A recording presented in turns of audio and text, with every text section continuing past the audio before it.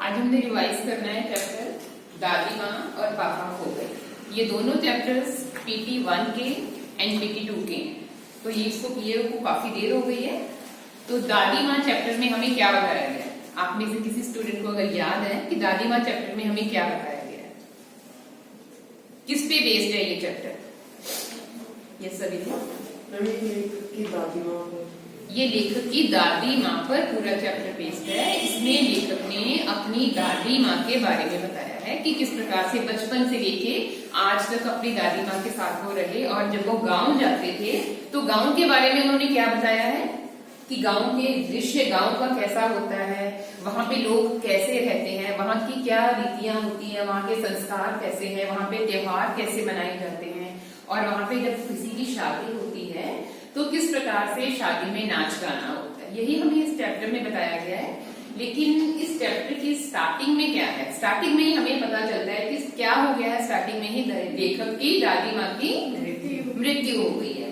लेखक को पत्र आता है कि उसकी दादी माँ की मृत्यु हो गई है, और जब वो पत्र पढ़ रहा है लेखक, तो लेखक को एक धुंधली सी छाया अपनी दादी माँ की याद आती है, और वो सारी स्टोरी हमारी बैकग्राउंड में जाती है कि किस प्रकार से लेखक को अपनी दादी माँ याद आती है। बचपन में जब वो बीमार होता था तो लेखक को क्या लगता था कि सबसे ज्यादा देखभाल उसकी कौन करता है? दादी माँ। कैसे उसकी देखभाल करती थी, क्या बना के देती थी उसको?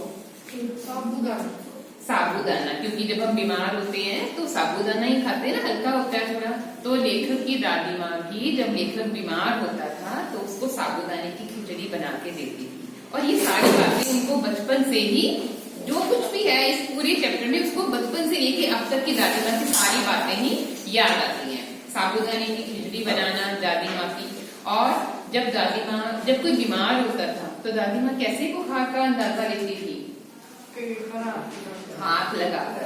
ऐसा नहीं कि जैसे आजकल तो डॉक्टर थर्मामीटर लगाते हैं, दादी माँ क्या करती थी? हाथ लगाती थी, चाहे फेस पे लगा ले चाहे हाथ पे लगा ले, और टच करके कहती थी कि नहीं, इसको बुखार है। और बुखार में लेखक की दादी माँ इस प्रकार से लेखक की देखभाल करती थी कि लेखक का दिल करता था कि मैं बार बार बीमार हूँ। लेकिन अब क्या लगता है लेखक को, जब उसकी दादी माँ की मृत्यु हो गई, तो अब क्या लगता है लेखक को कि वो कभी भी बीमार ना हुए। क्यों ना हुए? क्योंकि उसकी देखभाल करने वाला अब उसकी दादी माँ नहीं है। एक और घटना हमें यहाँ पे बताई गई है रामी की चाची की। कौन सी घटना बताई गई है हमें इस चैप्टर में? रानी की चाची की घटना बताई गई थी कि पहले तो दादी माँ बहुत डांटती हैं उनको। क्यों डांटती है दादी माँ उनको? क्योंकि रानी की चाची ने दादी माँ से कर्ज लिया था, और वो ऋण लिया था, और वो ऋण वापस मांगती है दादी माँ कि तुमने मेरा ऋण वापस नहीं किया अभी तक, तुम मुझे कम वापस करोगे, और बहुत डांटती है उसको। लेकिन उसके बाद क्या चीज आ जाता है दादी माँ में? दादी माँ क्या करती है? उनका सारा ऋण माफ कर देती है। पहले तो बहुत डांटती हैं और उसके बाद माफ कर देती हैं। तो उसके बाद लेखक जो है वो अपनी दादी माँ के मन ही मन सोचता है कि अजीब है मेरी दादी माँ, पहले तो इतना डांटा उसको और उसके बाद उसका ऋण भी माफ कर दिया। और इसके अलावा उसकी बेटी की शादी थी, तो बेटी की शादी में दादी माँ ने अपनी तरफ से क्या शगुन दिया था? 10 रुपए। 10 रुपए कुछ नहीं होते हैं आज के जमाने में, लेकिन उस टाइम में 10 रुपए की भी वैल्यू बहुत थी। इसके अलावा शादी की घटना हमें बताई गई है कि शादी में जो पुरुष थे वो गीत संगीत में भाग नहीं ले पाते थे, उनको नहीं ले जाने दिया जाता था। लेकिन लेखक की दादी माँ ने क्या किया था? एक बार लेखक को लेके गए थे। लेखक तो छोटा ही था उस समय, लेकिन लेखक को उन्होंने अपने साथ लिटा लिया और उसको कहा कि नहीं, ये तो सो रहा है अभी, इसको भी, क्योंकि वो चाहती थी कि मेरा पोता भी इस गीत संगीत को देखे। और जब इसको मना किया गया, और जब ये मना किया गया तो क्या कहा दादी माँ ने?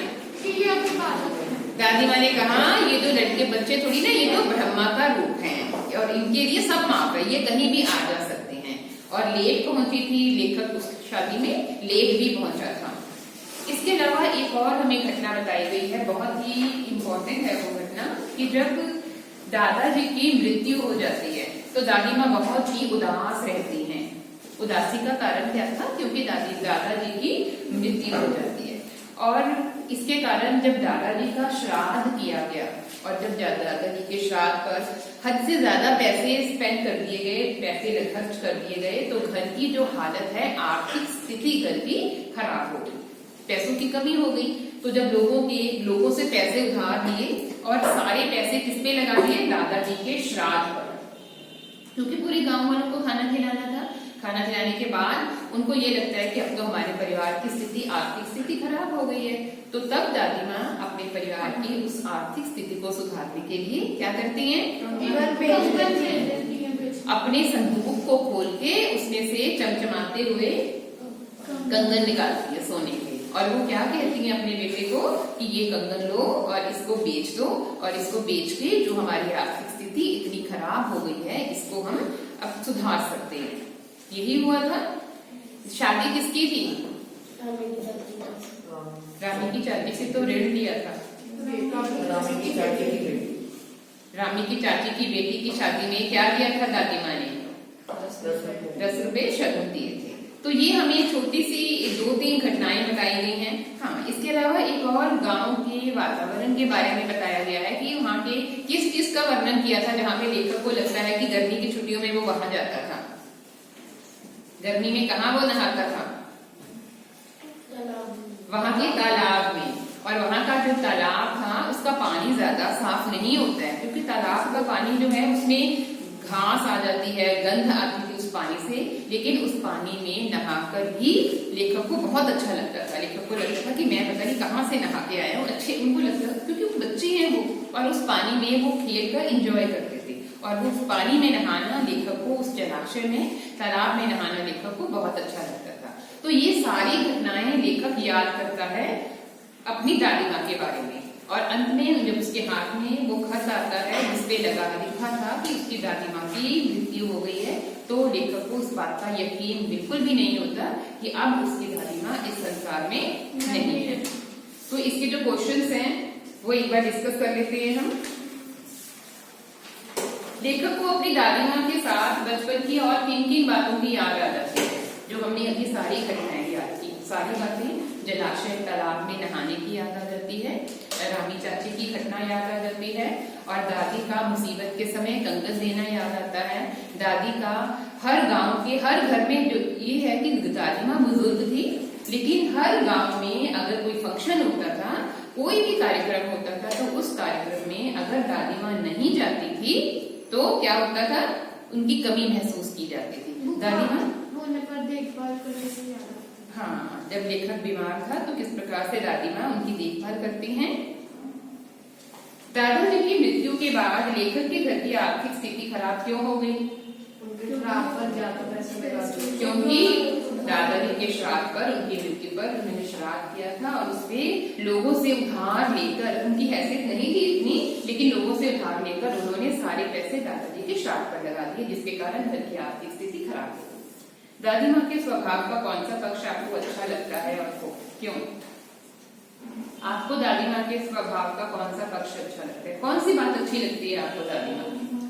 आर्थिक स्थिति सुधारने के लिए कंगन बेचती है। लेकिन तो क्या होता है, सोने से हर एक को बहुत प्यार होता है, लेकिन दादी माँ ने अपने बच्चों की जब ये तकलीफ देखी तो दादी माँ ने वो सोने के कंगन की उतार के संदूक में से निकाल के अपने बच्चों को दे दिए, ताकि घर की आर्थिक स्थिति ठीक हो जाए। अपने बच्चों को दुख में नहीं देख पाती थी वो। इसके अलावा दादी माँ की एक और बात भी अच्छी लगी थी। ये दादी माँ कहाँ तो रानी की चाची को बहुत डांटा उन्होंने कि तुमने मेरे ऋण के पैसे वापस नहीं दिए, मेरे पैसे लिए थे, ब्याज बन के इतना हो गया है। और कहाँ दूसरी ओर दादी माँ के उस सरल हृदय की बात पता चलती है कि जहाँ दादी माँ उसके सारे पैसे माफ भी कर देती हैं और ऊपर से उसकी बेटी को शगुन भी देती है। ये भी बात हमें अच्छी लगी। नेक्स्ट क्वेश्चन है कि जो गांव का वर्णन किया गया था, लेखक ने गांव का वर्णन भी किया है इसमें, तो ये गांव का वर्णन लेखक ने किस प्रकार किया है? गांव के बारे में क्या क्या बताया है? सबसे पहले कि वर्षा के दिनों में वहां पे क्या होता था, जब पानी आ जाता था तालाब में तो लेखक उस तालाब में नहाता था। जितनी भी घास फूस थी वो घास पानी में बह के आ जाती है, और उसकी जो दुर्गंध है, उसकी दुर्गंध भी उस पानी से आती है। और गांव के लोग किस प्रकार से विवाह जब होता है तो उससे पहले, जैसे आजकल यहाँ पे लेडी संगीत होता है, तो वहां पर भी महिलाएं गीत संगीत करती हैं, जहाँ पे पुरुषों का जाना अलाउ नहीं था, उनको अलाउ नहीं था जाना। लेकिन ये बातें लेखक ने गांव के बारे में बताई हैं। एक और बात बताई है कि गांव के लोगों को जब पैसों की जरूरत होती थी तो वो क्या करते थे, ऋण लेते थे। गांव में ऋण लेने की भी प्रथा थी, आज भी है ये। लेकिन लेखक ने अपने पाठ में हमें ये बताया कि उस समय लोग ऋण भी लेते थे।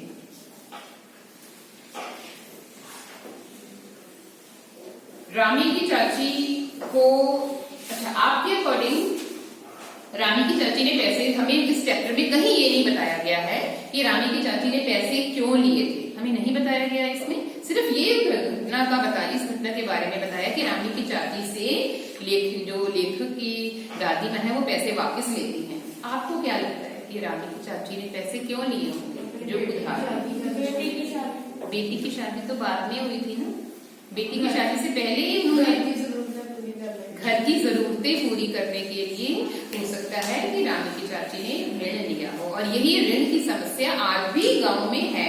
आज भी लोगों के घर में अगर कोई कार्यक्रम होता है, कोई भी समारोह होता है या किसानों को बीज लगाना होता है तो वो ऋण लेते हैं। इस समस्या को भी लेखक ने उठाया है। तो यही इस चैप्टर के क्वेश्चन है। एक क्वेश्चन और इम्पोर्टेंट है कि दादी माँ का चरित्र चित्रण कीजिए। चरित्र चित्रण, कैरेक्टर स्केच। दादी माँ के बारे में, दादी माँ के चरित्र की विशेषताएं हमने बतानी है। तो हम सारी विशेषताएं बता सकते हैं। पहली विशेषता दादी माँ की, वह दिल की बहुत अच्छी थी। दिल की सरल हृदय थी, दिल की अच्छी थी। बेशक ऊपर से कठोर थी, बहुत दूसरों से बड़े अड़क से बात करती थी, लेकिन फिर भी वो दिल की बहुत ही नरम थी, नरम दिल की थी। इसके और हमेशा दूसरों की मदद करती थी, दूसरों की मदद करती थी। एक और हमें घटना बताई गई है कि दादी माँ को सफाई बहुत पसंद थी।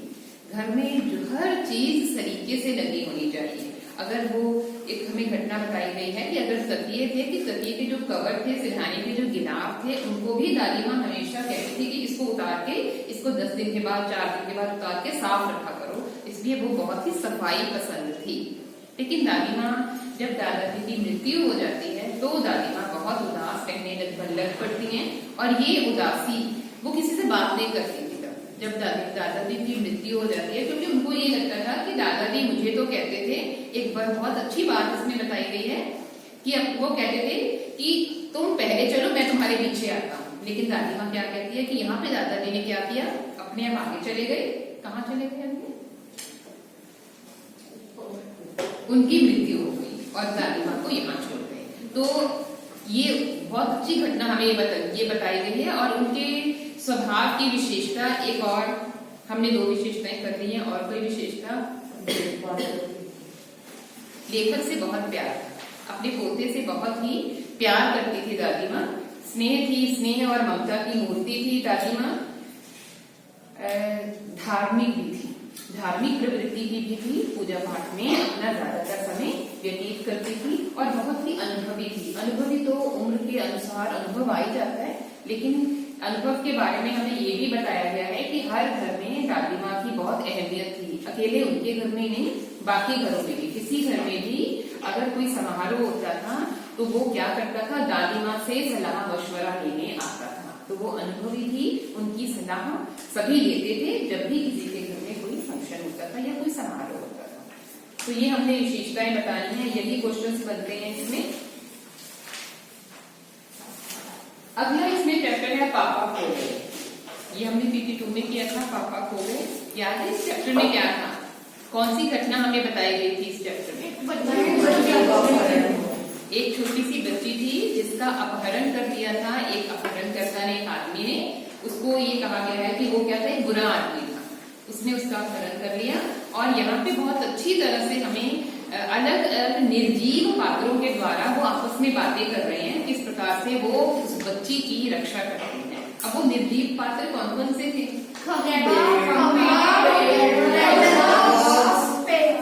एक पेड़ है, एक खंबा, एक लेटर बॉक्स, कौवा सजीव पात्र है, और एक सड़क भी है। इसके अलावा एक पोस्टर भी था, एक पोस्टर भी था ना। उस पोस्टर में क्या बना हुआ था? एक नाचती हुई लड़की। तो कहानी की शुरुआत कैसे होती है? खंबा है, एक सड़क का दृश्य है और उस सड़क के पास एक पेड़ है और एक खंबा है। यहाँ से हमें बताया गया था कि आपस में पेड़ और खंबा बातें करते हैं। वो दोनों शुरू में एक दूसरे से नहीं बात करते थे। क्यों नहीं बात करते थे? बहुत इंपॉर्टेंट क्वेश्चन है। खंबे का बहुत क्योंकि खंबे को बहुत ही घमंड था कि मैं लाइट देता हूँ सबको और मैं इस सड़क पे अकेला हूँ जो सबको लाइट देता हूँ। और जब उसके साथ पेड़ के पास खंबा लगा तो पेड़ ने और खंबे आपस में बातचीत नहीं करते थे। लेकिन अचानक एक दिन क्या होता है? कौन सी घटना घटती है? एक दिन तेज बारिश आती है और उस बारिश में वो जो खंबा था वो पेड़ पे गिर जाता है। तो पेड़ पर तो वो पहले ही बुलाता नहीं है, लेकिन पेड़ उसकी मदद करता है कि नहीं करता? पेड़ उसकी मदद करता है, उसको गिरने से बचा लेता है और उसके बाद पेड़ में और खंबे में गहरी दोस्ती हो जाती है। और जो खंबे का सारी अकड़ थी वो सारी झड़ जाती है, क्योंकि बड़ी अकड़ में वो खड़ा था और खंबे को क्या अच्छा नहीं लगता था। एक कौन सी शामें, कौन सी रातें, कौन से दिन अच्छे नहीं लगते? बरसात के दिन उसको अच्छे नहीं लगते थे, तेज हवाओं वाले दिन अच्छे नहीं लगते थे, क्योंकि खंबे को वहां पे खड़े होके बारिश में भीगना पड़ता था और को पकड़ के हाँ, और जो उसका बल्ब लगा था उसको तेज हवा में जकड़ के रखना पड़ता था कि मैं इस बल्ब को कहीं नीचे, ये बल्ब नीचे ना गिर जाए। तो इसीलिए उसको बरसात की रातें अच्छी नहीं लगती थी। और तभी वहां पे एक क्या था? एक लेटर बॉक्स भी था। और लेटर बॉक्स की क्या विशेषता थी? समझदार था। वो पहले बार की वो लाल रंग का था। सभी उसको प्यार से क्या कहते थे? लाल ताऊ कहते थे। क्यों लाल ताऊ कहते थे? क्योंकि वो सबसे ज्यादा समझदार और पढ़ा लिखा था। एक काम करता था लाल ताऊ, चोरी चोरी क्या करता था? वो चोरी चोरी जो लेटर बॉक्स के अंदर लोग चिट्ठियां डालते थे उसको खोल के पढ़ लेता था। और वो कहता था कि उसको लगता नहीं था कि मैं कोई बुरा काम करता हूँ। लेकिन जब उसको कौवा कहता है कि तुम बुरा काम कर रहे हो, किसी के पत्र हमें पढ़ने नहीं चाहिए, किसी की डायरी, किसी के पत्र को हमें नहीं पढ़ना चाहिए, तो क्या जवाब देता है?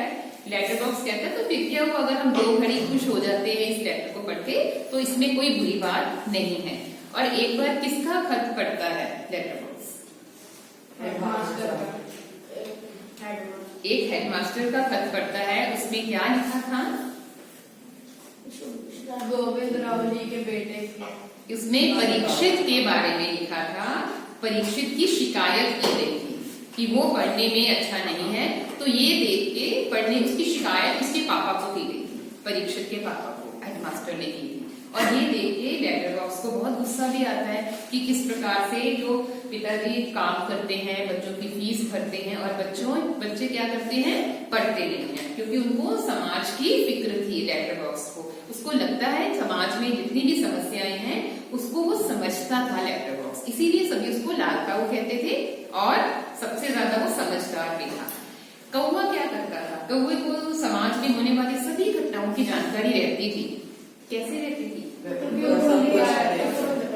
वो उड़ उड़कर सारे समाज की जानकारी रखता था कि उड़ के बताता था कि अब यहाँ पे इस गली में ये हुआ है, दूसरी गली में ये हुआ है। लेकिन अचानक क्या होता है?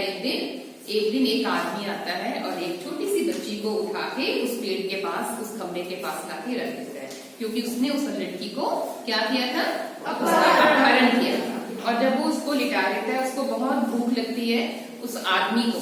तो जब वो खाना खाने जाता है, उसके जाने के बाद पेड़, खंबा और कौवा ये चारों एक योजना बनाते हैं। उनको पता चल जाता है कि इस लड़की का अपहरण किया है और हमें क्या करना है? हमें इस लड़की को इसके घर तक पहुंचाना है। तो काफी सोच विचार करने के बाद एक आइडिया कौन देता है? कौवा कहता है कि हम इस लड़की को इसके घर तक पहुंचा सकते हैं। लेकिन क्या योजना होती है? कोई बताएगा मुझे क्या योजना होती है? खंबा पेड़ पर गिर जाएगा, पापा खो गए। तो कौवा क्या योजना बनाता है कि हम लोग क्या करेंगे कि अगले दिन, अभी तो रात है, तो उससे पहले उनको क्या करना था? वो आदमी जो उस लड़की को अपहरण करके लेकर आया था उनको वहां से भगाना था। तो वो सभी जैसे ही वो खाना खा के आता है, वो आदमी जिसने उस लड़की का अपहरण किया था, सभी लोग कौवा आके क्या बोलते हैं? भूत भूत भूत। और जब वो आदमी ये देखता है कि यहाँ का जो खंबा है ये चल रहा है, खंबा चलने लग पड़ता है। हम भी अगर किसी खंबे को देखें कि वो चल रहा है, हम डर जाएंगे ना। किसी पेड़ को बातें करते देखें तो हम डर जाएंगे, और वो आदमी डर जाता है और वो वहां से भाग जाता है। उसके बाद उनकी ये जिम्मेदारी आ जाती है कि हम किस प्रकार से इस लड़की को इसके घर तक पहुंचाएं। तो एक वो योजना ये बनाते हैं कि अगले दिन तक वो ये कहते हैं कि जो खंबा है वो सीधा खड़ा था, वो क्या करेगा, खंबा थोड़ा सा टेढ़ा हो जाएगा। वो टेढ़ा हो जाएगा तो दूर से ये लगेगा कि यहाँ पे कोई दुर्घटना घटी है, कि खंबा गिर गया, शायद कोई एक्सीडेंट हुआ है यहाँ पे पुलिस आएगी। अब जब पुलिस यहाँ पे आएगी, जब यहाँ पे वो देखेगी कि लड़की यहाँ पे है, और वो उस लड़की को जब देखेंगे कि वो लड़की यहाँ पे पड़ी है, और लड़की के साथ जो लेटर बॉक्स है उसको ये कहा जाता है कि वो क्या करेगा, वो एक पोस्टर लेगा और उस पोस्टर पे क्या लिख देगा, पापा खो गए। कि अगर वो लड़की कुछ नहीं भी बताती है तब भी पुलिस आएगी और वो पढ़ेगी पापा खो गए, तो वो सोच लेंगे ये पुलिस वाले कि इस लड़की के पापा खो गए हैं। लेकिन उससे पहले जब ये योजना बना रहे हैं तो वो लड़की उठ जाती है क्या, कि वो सोई रहती है, पेड़ उस पर छाया करके रखता है, पेड़ उस पर छाया करके रखता है कि वो सोई रहे। लेकिन उससे पहले जब उस आदमी के जाने के बाद क्या वो लड़की वहां उठती है, क्या वो लड़की पेड़ से खंबे से बातें करती है? वो लड़की बातें करती है। जब वो उठ जाती है वो छोटी सी लड़की, तो सभी पात्र जब उनको देखते हैं वो लड़की से बात करते हैं, तो वो लड़की भी थोड़ी देर के लिए घबरा जाती है कि ये पेड़ बातें कर रहा है, लेकिन वो छोटी बच्ची है। और वो उसके साथ सभी जितने भी ये निर्जीव पात्र हैं, जितने भी सजीव और निर्जीव हैं, वो सभी उस लड़की के साथ खेलने लग पड़ते हैं। और खेलते खेलते खेलने के बाद वो लड़की थक जाती है और सो जाती है। उसके बाद अगले दिन सुबह की योजना उन्होंने बनाई थी, वो योजना वो बिल्कुल उसी प्रकार से योजना कामयाब हो जाती है उनकी। खंबा जो है वो टेढ़ा हो जाता है और पुलिस वहां आती है। इसमें एक और आती है घटना कि मान लो कि पुलिस वहां पे ना आए, तो अगर पुलिस वहां पे ना आए तो चलो हमने एक योजना बनाई कि हमारी योजना कामयाब हो जाएगी। मान लो कि उस योजना में हमने जिस घटना के बारे में बताया है वो घटना ना हो, तो उसके लिए उन्होंने एक सेकंड योजना भी बनाई। कौवा आकर्षित करेगा ध्यान का। उन्होंने ये योजना बनाई थी कि मान लो कि अगर पुलिस ना आए वहां पे तो वो क्या करेंगे, तो कौवा काऊ काऊ काऊ काऊ करके चारों ओर घूमेगा। जब कौवा सबका ध्यान अपनी ओर आकर्षित करेगा तो वो देखेंगे ना ये कौवा क्यों काई काई कर रहा है, और वो वहां आएंगे तो फिर से पुलिस वहां पे आएगी, लोग वहां पे आएंगे और उनको पता चल जाएगा कि ये लड़की है, इसके पापा खो गई है, इस लड़की को इसके घर तक पहुंचाना है। क्योंकि कौवे को ये जानकारी थी कि पुलिस क्या करती है, दूसरों की मदद करेंगे। उस पुलिस जो है वो खोए हुए बच्चों को उनके माता पिता तक पहुंचाती है। तो यही हमारी यहाँ पे कहानी थी, जो बहुत ही अच्छे ढंग से एक नाटक है, ये एक अंकी है ये, जिसमें एक पर्दे पर इसका मंचन किया गया है। ऐसा नहीं है कि ये असल में हुआ था, जैसे हम लोग देखते हैं ना एनुअल फंक्शन में स्टेज के ऊपर देखते हैं कि वहां पे कोई नाटक हो रहा है, ये भी बिल्कुल एक एकांकी है जिसको स्टेज के ऊपर दिखाया गया। तो इसमें यही बताया गया है कि बच्चों को हमेशा चौकन्ने रहना चाहिए। वो लड़की इतनी छोटी थी कि वो अपना नाम नहीं बता पा रही थी, अपने पापा का नाम भी नहीं बता पा रही थी, इसीलिए ज्यादा परेशानी हुई उन पात्रों को उसके घर तक पहुंचाने में। अगर वो लड़की बता देती तो उस लड़की को आराम से पहुंचाया जा सकता था, लेकिन सबसे बड़ी परेशानी ये थी कि वो लड़की बोल नहीं पा रही थी, बता नहीं पा रही थी। अब इसके क्वेश्चन आंसर्स देखिए इस चैप्टर के। सबसे समझदार पात्र कौन था? लाल काऊ। क्यों समझदार था? क्योंकि वो पढ़ा लिखा था, क्योंकि वो पढ़ा लिखा था और उसे समाज की विस्तृत जानकारी थी। पेड़ और खंबे में दोस्ती कैसे हुई पता है हमें, कैसे हुई थी? बरसात की रातों वाली घटना हमें यहाँ पे बतानी है। सबसे बुद्धिमान पात्र कौन था? उसने योजना बनाई, क्योंकि कौवे को समाज में होने वाली सारी घटनाओं के बारे में पता होता था। कौवे को ये पता था कि पुलिस यहाँ आएगी। कौवे को इस बात की पूरी जानकारी थी कि जो पुलिस है उसका काम क्या होता है कि वो जो बच्चे खो जाते हैं वो उनके पापा तक, उनके घर तक पहुंचाती है, और वही ये योजना बनाता है। इसीलिए हम कह सकते हैं कि जो कौवा है ये सबसे समझदार था। लाल काऊ किस प्रकार बाकी पात्रों से भिन्न था? सबसे पढ़ लिखा सबसे पढ़ा लिखा था और वो एक और काम भी करता था, वो भजन गाता था। वो हमेशा भजन गाता था, भगवान के भजन गाता था, जिसके कारण हम कह सकते हैं कि वो सबसे ही अलग था। यह कौन सी ऐसी वजह थी कि सभी पात्र मिलकर भी उस लड़की को उसके घर तक नहीं पहुंचा पाते? क्योंकि वह निर्जीव थे। क्योंकि वो ये पहली बात तो ये है कि सभी पात्र जो वो निर्जीव थे। दूसरी बात ये है कि वो लड़की अपना पता नहीं बता। तो एक बार इस चैप्टर को पढ़ के इसके क्वेश्चन आंसर्स को भी एक बार डिस्कस कर लेना, याद कर लेना, क्योंकि ये हमारा PT4 के सिलेबस में, फाइनल सिलेबस में ये दोनों चैप्टर्स हैं। रिवाइज कर लेना दोनों चैप्टर्स।